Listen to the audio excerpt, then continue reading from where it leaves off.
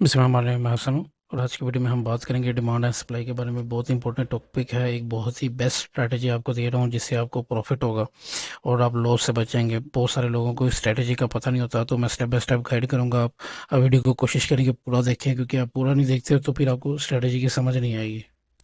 तो इसमें कोशिश करेंगे हम तकरीबन पूरा कोर्स ही कवर कर देंगे, बेसिक से लेकर एडवांस तक। मैं आपको इसमें स्ट्रैटेजी समझाऊंगा कि सप्लाई एंड डिमांड में बेसिकली ये होती ही क्या है। तो कोशिश करेंगे, वीडियो पसंद आए तो इसको लाइक करें, शेयर करें और फ्रेंड्स के साथ शेयर करें, ताकि इससे दूसरों को भी फ़ायदा हो सके। तो पहले हम कोशिश करेंगे ये समझे कि डिमांड एंड सप्लाई होती क्या है। फिर हम इसमें देखेंगे कि हम इसको चार्ट के ऊपर जाकर कैसे फाइंड करते हैं। और इसमें हम ये भी देखेंगे कि कहाँ पे प्रॉफिट होगा, कहाँ पे हमने स्टॉप लॉस लगाना है। सारा ही मैं स्टेप बाय स्टेप आपको गाइड करूंगा, तो कोशिश करेंगे वीडियो को पूरा देखें। पूरा देखेंगे तो ये आपको स्ट्रेटजी समझ आ जाएगी। तो सबसे पहले हम डिमांड को डिस्कस करते हैं कि डिमांड एक्चुअली कहते हैं क्या है। डिमांड उस चीज़ को कहते हैं जहाँ पे बहुत ज़्यादा क्वांटिटी में बाइंग हो रही होती है। इसमें यह है कि मार्केट बहुत ज़्यादा ऊपर की तरफ जा रही है और ऊपर की तरफ कैंडल बन रही होती है। जब यहाँ पे कैंडल्स बहुत ज़्यादा ऊपर की तरफ जा रही होती हैं, ये ग्रीन बन रही होती है। लेट्स से कि मैं आपको इससे दिखाता हूँ। जैसे ही ग्रीन कैंडल्स ऊपर की तरफ जा रही है तो इसको हम कहते हैं कि बहुत ज़्यादा मार्केट में डिमांड है, बहुत ज़्यादा बाइंग हो रही है। और इसी तरह सप्लाई के बारे में हम डिस्कस करेंगे कि सप्लाई क्या होती है। सप्लाई ये होती है कि मार्केट में बहुत ज़्यादा सेलर आ रहे हैं। लेट्स से कि ये जो रेड कैंडल्स हैं ये बहुत ज़्यादा बनना शुरू हो जाएं तो इसको हम सेलिंग प्रेशर कहते हैं, जो कि बहुत ज़्यादा मतलब हाई क्वांटिटी में सेलिंग जब शुरू हो जाती है तो इसको हम इनकी सप्लाई कहते हैं।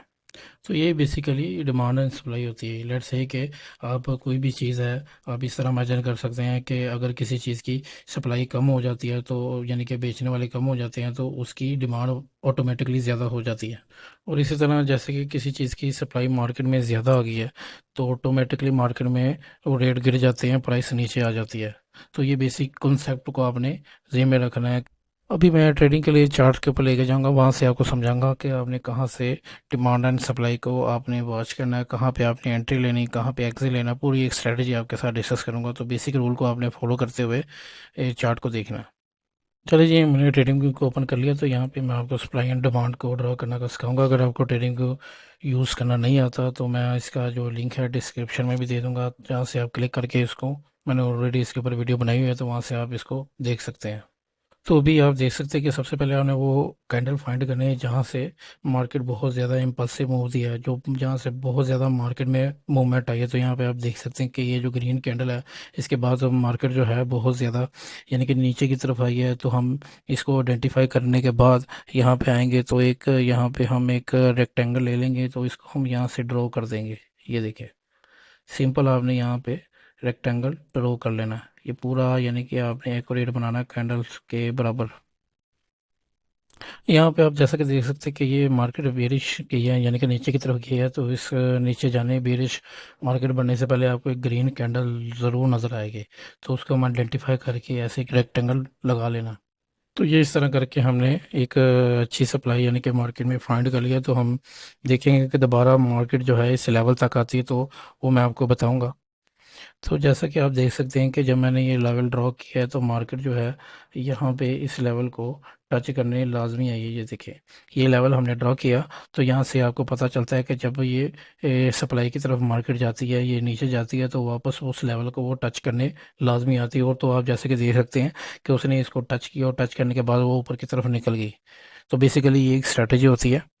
तो बेसिकली इसको मैंने ये 5 मिनट के अंदर लगाया। तो आप इसको 1 घंटे के अंदर भी लगा सकते हैं, एक मतलब दिन में भी लगा सकते हैं, 1 आवर में भी लगा सकते हैं, 1 डे में भी लगा सकते हैं, 1 मिनट में भी लगा सकते हैं।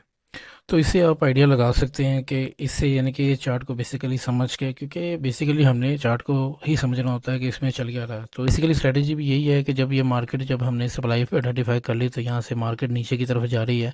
तो यहाँ से अगर हमने ये जहाँ से ये नीचे से सपोर्ट लेके वो ऊपर की तरफ जा रही है, तो यहाँ पे अगर हमने एंट्री ली हो, अपनी बाइक की ट्रेड ली हो, तो हमें पता चल जाएगा कि ये जिस लेवल से नीचे ही उस लेवल को ये लाजमी रिस्पेक्ट देगी और ये ऊपर की तरफ जाएगी। और बेसिकली ये सप्लाई की एक स्ट्रेटजी है कि आपने जिस लेवल से स्पोर्ट लेके ऊपर की तरफ जा रही है तो आपको इससे आइडिया हो जाएगा कि ये जिस लेवल से नीचे आई है उस लेवल को लाजमी रिस्पेक्ट देगी, वो यहाँ तक लाजमी आएगी।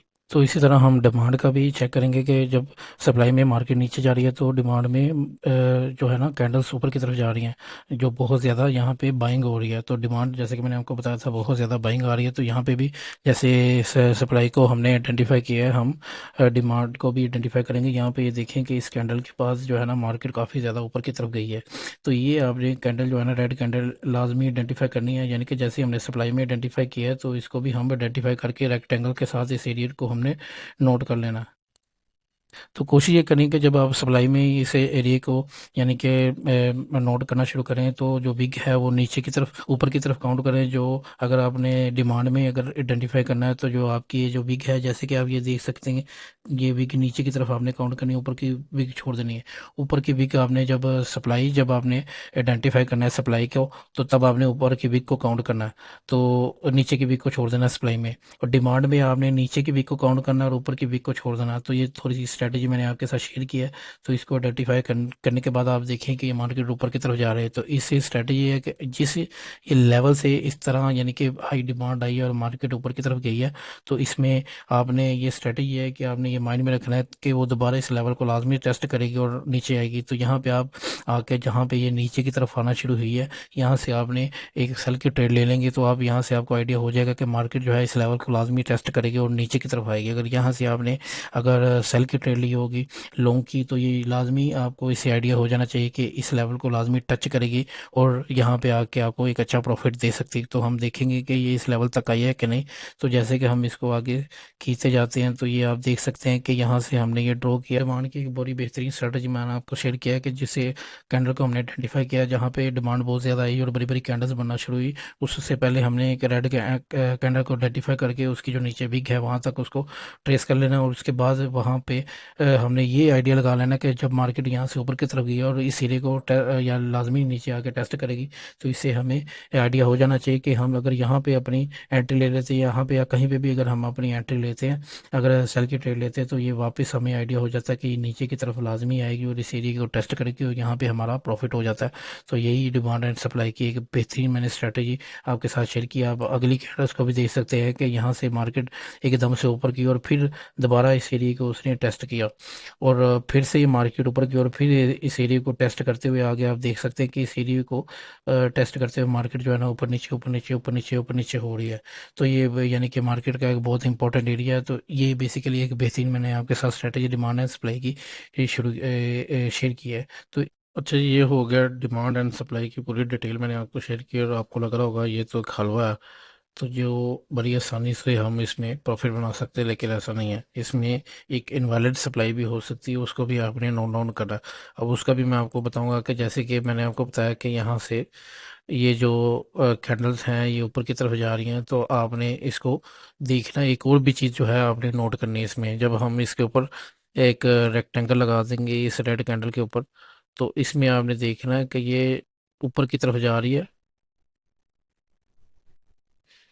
और ये ऊपर की तरफ ही निकल गई है, यानी कि ये वापस नीचे नहीं आई। तो इसका मकसद ये है कहने का कि इसको आपने आइडेंटिफाई कैसे करना है। मतलब ये कि जब ये कैंडल बनना शुरू हुई हैं और ये ऊपर की तरफ जा रही हैं, तो इसने अपना ये स्ट्रक्चर जो है ब्रेक नहीं किया। तो जब ये अपना स्ट्रक्चर ब्रेक नहीं करेंगे और ये सीधा ऊपर की तरफ ही निकली जाएंगी, तो आपने इसको कंसीडर नहीं करना इस डिमांड को। ऐसे ही सप्लाई में भी आपने बड़े ही एहतियात से काम लेना है, क्योंकि ये जो चीज़ें होती हैं ये बड़ी नोट करने वाली होती है। इसमें ये मार्केट जो देखिए आपके ऊपर की तरफ ही निकल गई है, तो इसमें आपको बहुत बड़े नुकसान का भी सामना करना पड़ सकता है। तो ये कुछ चीज़ें हैं जो कि मैं आपको बता रहा हूँ, इसको आपने लाजमी नोट डाउन करना है। तो ये इसका ब्रेको स्ट्रक्चर जो है ना ये बहुत ज़्यादा ज़रूरी है। जब ये ऊपर की तरफ जाए, ये अब यहाँ पे अब अगर ये ब्रेको स्ट्रक्चर करती हुई ऊपर जाएगी तो ये वापस लाजमी नीचे आएगी। अभी आपने डिमांड एंड सप्लाई वो फाइंड कर ली, उसके अलावा इनवैलिड सप्लाई का भी मैंने बता दिया। अभी मैं आपको बताऊंगा कि आपने एंट्री किस तरीके से लेनी है। तो इस तरह करके ये जो चार्ट में आपको मैं एक बेस्ट वे आपको बताऊंगा कि आपने इसमें जब डिमांड आपकी फाइंड हो जाए इस तरह करके, ये आपने आइडेंटिफाई कर ली और यहाँ पे आके इसने लेवल को टेस्ट किया और यहाँ पे रिस्पेक्ट दी, तो आपने एंट्री जब यहाँ पे आपको एक डोजी कैंडल अपेयर हो, तो इसका मतलब यही है कि मार्केट जो है ऊपर की तरफ जाएगी। तो यहाँ पे आपने अपनी एक एंट्री बना लेनी यहाँ से थोड़ा सा, यानी कि इससे नीचे, यानी कि स्टॉप लॉस लगा लेना। तो इसका जो पहला टेक प्रॉफिट होगा, जो इसने जो रीसेंट हाई लगाया है इसके करीब होगा, तो उसके बाद जो है इसको ये ऊपर की तरफ भी ये हमारा सेकंड जो है टेक प्रॉफिट यहाँ पे हो सकता है। तो इस तरह करके हम जो है डिमांड में एक अच्छा प्रॉफिट हम गेन कर सकते हैं। तो इसी तरह सप्लाई में हम देख लेंगे। और इसी तरह हम जैसे कि सप्लाई को आइडेंटिफाई करने के बाद हम यहाँ पे इसकी एंट्री जो है, जैसे कि डोजी कैंडल बनी, इससे नीचे रख के हम अपना स्टॉप लॉस और टेक प्रॉफिट लगा सकते हैं यहाँ पे। जो इसकी जो सबसे बड़ी, यानी कि पीछे, यानी कि इसने जो विग लगाई है यहाँ तक हम अपना प्रॉफिट रख सकते हैं हम यहाँ पे भी। और जो स्टॉप लॉस है इसे थोड़ा सा ऊपर करके हम लगा सकते हैं। इसके अलावा हम इसकी जो एक और डोजी कैंडल यहाँ पे बनी है वहाँ पे भी अपनी एंट्री ले सकते हैं, और यहाँ पे भी अपनी एंट्री ले सकते हैं।